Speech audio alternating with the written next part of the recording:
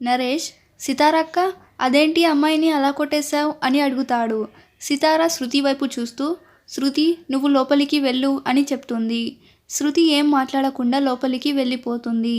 సితార రిషి వైపు కోపంగా చూస్తుంది. ఆంటీ అని రిషి అంటుండగానే సితార, దయచేసి మా అమ్మాయికి దూరంగా ఉండు అని కోపంగా అంటుంది. అప్పుడు నరేష్, అక్క నువ్వు ఈ అబ్బాయిని అపార్థం చేసుకుంటున్నావు. చాలా మంచివాడు, మన ఎదిరింట్లో ఉంటాడు. ఇప్పుడు కూడా శృతిని పెద్ద ఆపద నుండి కాపాడాడు. ఈ అబ్బాయి దయ వల్లే మన శృతి ఇప్పుడు మనతో ఉంది అని చెప్తాడు. సితార, కరెక్ట్గా చెప్పావురా. ఈ అబ్బాయి దయ వల్లే మన అమ్మాయి ఇలా ఉంది.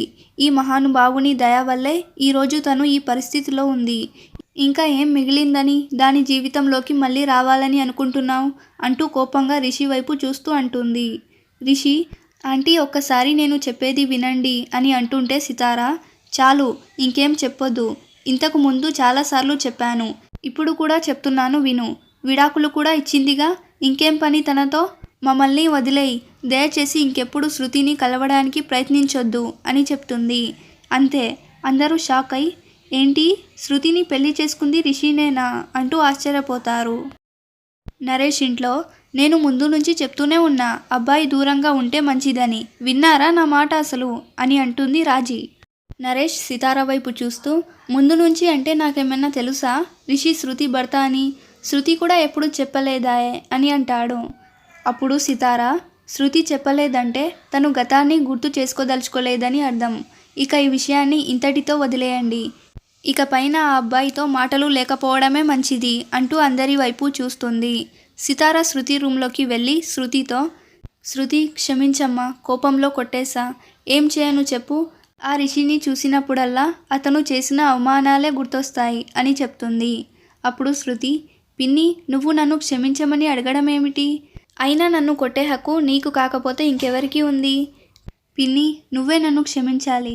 ఎందుకంటే రిషి నేను పనిచేసే కంపెనీకి న్యూ పార్ట్నర్ అని, మన ఇంటి ముందు అతను ఉంటాడని మీకు చెప్పలేదు పిన్ని. నేను ఎందుకు చెప్పలేదు అంటే అని అంటుండగా సితార, నేను అర్థం చేసుకోగలను తల్లి. ఇక ఈ టాపిక్ వదిలేయి. జరిగింది ఏదో జరిగింది. నాకు నీ భవిష్యత్తు ముఖ్యం. భవిష్యత్తులో నువ్వు సంతోషంగా ఉండటమే ముఖ్యం. పద భోజనం చేద్దాం అని అంటుంది. ఇక అప్పటి నుంచి శృతి వాళ్ళ ఇంట్లో వాళ్ళు రిషిని అవాయిడ్ చేస్తూ ఉంటారు. ఆఫీస్లో శృతి కూడా చూసి చూడనట్టు ఉంటుంది.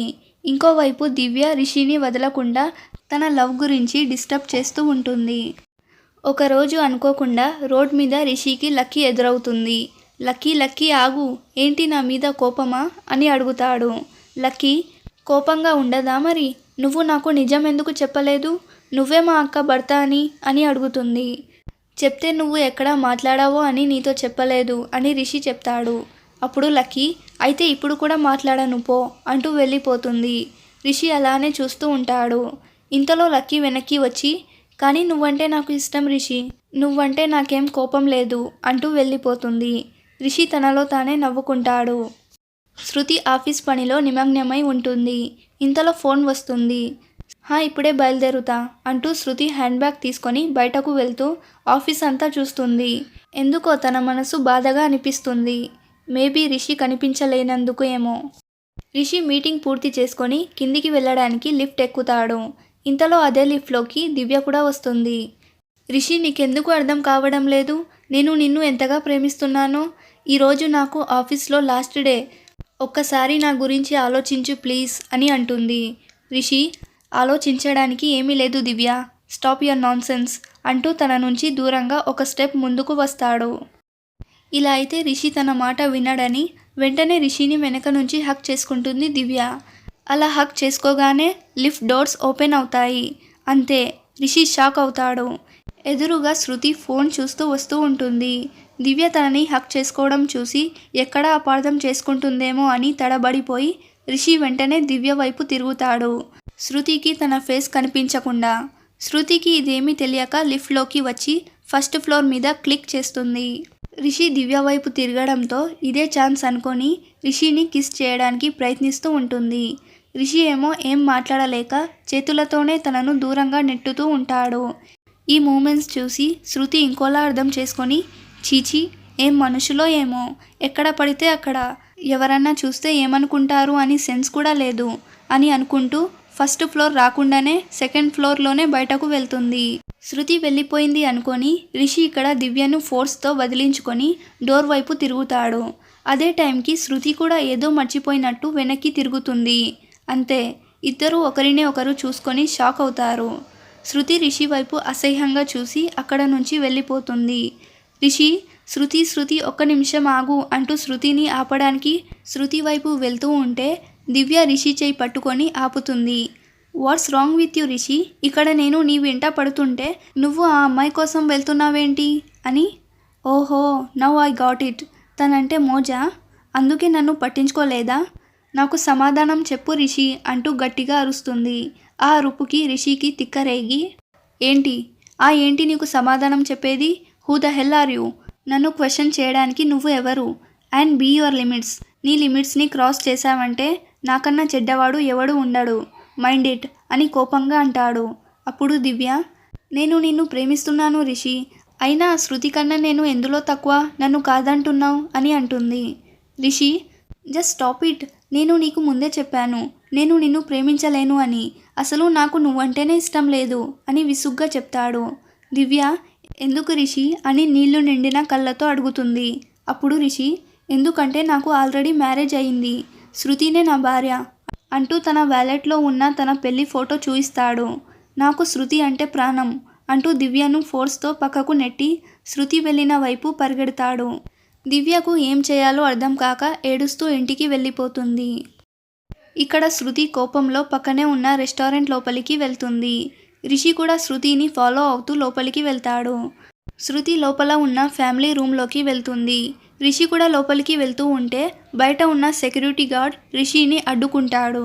సారీ సార్, ఫ్యామిలీ సెక్షన్ అంతా ఒకరు బుక్ చేసుకున్నారు, ఎవరికీ అలౌ లేదు అని అంటాడు. రిషి, మరి తను వెళ్ళింది కదా అని అడుగుతాడు. అప్పుడు సెక్యూరిటీ గార్డ్, సార్ మేడంకి ఒకరికే అలౌ చేయమన్నారు అని చెప్తాడు. ఏంటి, శృతికి అలౌనా? ఇంతకీ ఎవరు బుక్ చేసుకున్నారు అని రిషి ఆలోచిస్తూ కిటికీ వద్దకు వచ్చి ఆగిపోతాడు. అక్కడ రూమ్లో శృతి ఒక్కటే కూర్చునుంది. రిషి కూడా శృతి వైపు చూసి ఏం జరుగుతుందో అర్థం కాక అలానే నిల్చుంటాడు. అప్పుడే శృతి వద్దకు అజిత్ వస్తాడు. అజిత్ని చూడగానే రిషికి ఎక్కడో మండుతుంది. ఓహో, ఇదంతా వీడి ప్లానా అనుకుంటూ కోపంగా అలానే చూస్తూ ఉంటాడు. శృతి, చెప్పు అజిత్, ఏంటో ఇంపార్టెంట్ మ్యాటర్ అన్నావుగా, ఏంటో చెప్పు అని అడుగుతుంది. అజిత్ కొంచెం తడబడుతూ, అది శృతి, ఐ లవ్ యూ అని చెప్తాడు. శృతి ఆ మాట వినగానే వెంటనే నిల్చుంటుంది. ఇక్కడేమో రిషి, హౌ డేర్ యూ, నా భార్యకి ఐ లవ్ యూ చెప్తావా అంటూ రగిలిపోతాడు. శృతి, అజిత్ ఏం మాట్లాడుతున్నావు అని అడుగుతుంది. నిజంగానే నేను నిన్ను ప్రేమిస్తున్నాను శృతి. ఎప్పుడు ఎలా ప్రేమించాను అంటే తెలీదు, కానీ ఇప్పుడు అయితే నా ప్రాణం కన్నా ఎక్కువగా ప్రేమిస్తున్నాను. నువ్వు లేకుండా జీవించలేను, అందుకే నీతో జీవితాంతం జీవించాలనుకుంటున్నాను అని చెప్తాడు. శృతి, చాలు అజిత్, ఏంటి ఇదంతా? నాకు ఇలాంటివి అన్నీ నచ్చదు. అసలు నా గురించి నీకేం తెలుసు? నేనేంటో, నా గతమేంటో నీకు తెలుసా అని అడుగుతుంది. అప్పుడు అజిత్, తెలుసు, అన్నీ తెలుసు. నీకు ఇంతకు ముందే పెళ్ళయిందని, డైవర్స్ కూడా తీసుకున్నావని తెలుసు. చూడు శృతి, నాకు నీ గతం గురించి పూర్తిగా తెలుసు. అయినా నాకు నీ గతంతో పని లేదు. నేను నీ మనసును చూశాను, ఆ మనసునే ప్రేమించాను అని చెప్తాడు. ఈ మాటలు వినగానే ఇక్కడ శృతి, అక్కడ రిషి ఇద్దరూ షాక్ అవుతారు. నాకు పెళ్ళయిందని నీకెలా తెలుసు అని శృతి అడుగుతుంది. నేనే చెప్పాను అంటూ అజిత్ వెనక నుంచి సితారా, తనతో పాటు నరేష్, రాజీలు వస్తారు. వాళ్ళ వెనకే స్నేహ కూడా వస్తుంది. శృతికి ఏం అర్థం కాక అజిత్ వైపు చూస్తుంది. అప్పుడు అజిత్, శృతి, నాకు నీ గురించి బాగా తెలుసు. నువ్వు ఫ్యామిలీకి ఎంత ఇంపార్టెన్స్ ఇస్తావో కూడా తెలుసు. అందుకే ఈ విషయం మీ పెద్దవాళ్ళతో మాట్లాడాలని నేను మీ పిన్నిని కలవడానికి మీ ఊరు వెళ్ళాను. 15th పార్ట్లో అజిత్ స్నేహతో అంటాడుగా 3 days ఇంపార్టెంట్ పని ఉందని, అదే ఇది. అక్కడ మీ పిన్ని నీ గురించి అంతా చెప్పింది అని చెప్తాడు. అజిత్ నిన్ను ప్రేమిస్తున్నాను అని చెప్పగానే నేను అజిత్కి మొత్తం చెప్పాను. ఇదంతా విని కూడా నిన్నే పెళ్లి చేసుకుంటా అన్నాడు.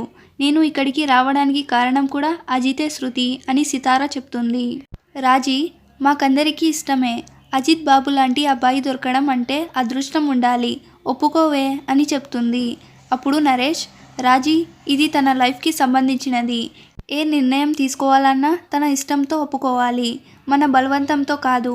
నువ్వు కాస్త సైలెంట్గా ఉండు అని చెప్తాడు. ఎందుకంటే నరేష్ గారికి రిషి అంటే ఇష్టం మరి. అక్కడ రిషి ఏమో వాట్ ద హెల్, ఇది ప్రపోజ్ చేస్తున్నట్టు లేదు, అందరినీ కంబైన్ చేసి నిన్ను ఒప్పిస్తున్నట్టు ఉంది అంటూ గునుక్కుంటాడు. అజిత్ శృతి కళ్ళల్లోకి చూస్తూ ఐ ప్రామిస్ శృతి, ఫ్యూచర్లో ఎక్కడ నీ పాస్ట్ని గుర్తుకు రాకుండా చూసుకుంటాను. ఎవరు నిన్ను వేలెత్తి మాట్లాడకుండా చూసుకుంటాను. నా ప్రాణం కన్నా ఎక్కువగా చూసుకుంటాను. విల్ యు మ్యారీ మీ అని అడుగుతాడు. శృతికి ఏం చెప్పాలో అర్థం కావడం లేదు. ఒక్కసారిగా తన పిన్ని వైపు చూస్తుంది. సితారా ఎంతో సంతోషంతో ఓకే అన్నట్టుగా తల ఊపుతూ సైగ చేస్తుంది. ఇక్కడేమో రిషి నో శృతి, నో చెప్పు ప్లీజ్ అని అనుకుంటాడు. శృతి పిన్ని సంతోషంని చూసి ఎస్ చెప్పాలా, ఇష్టం లేకున్నా బలవంతంగా ఎలా చెప్పాలో అర్థం కాక అలాగే ఉంటుంది. ఇంతలో సితారా శృతి వద్దకు వచ్చి శృతి, ఈసారి ఎలాంటి పొరపాటు లేదమ్మా, అజిత్ చాలా మంచోడు, నాకు బాగా నచ్చాడు, నీ మనసులో ఏది ఉందో అదే చెప్పమ్మా అని అంటుంది. శృతికి సడన్గా లిఫ్ట్ సీన్ గుర్తొచ్చింది. అంతే, సితారా వైపు చూసి నీ ఇష్టమే నా ఇష్టం పిన్ని అని అంటుంది. ఆ మాట వినగానే రిషి గుండె బద్దలైపోతుంది. రిషి ఒక్కసారిగా కుప్పకూలిపోతాడు. ఇక్కడ సితారా శృతిని గట్టిగా కౌగిలించుకొని ముద్దు పెట్టుకుంటూ ఈ క్షణం కోసమే ఇన్ని రోజులుగా ఎదురు చూస్తున్నాను అంటూ కళ్ళల్లో నీళ్లు పెట్టుకుంటుంది. అజిత్ ఏమో యాహూ అంటూ గట్టిగా అరుస్తాడు. స్నేహ కూడా ఫ్లవర్ బొకే ఇస్తూ అజిత్కి కంగ్రాట్స్ చెప్తుంది. స్నేహ శృతిని కౌగిలించుకొని నిజంగా నువ్వు ఇప్పుడు నా ఫ్యామిలీ అయిపోయావు శృతి అంటూ కంగ్రాట్స్ చెప్తుంది.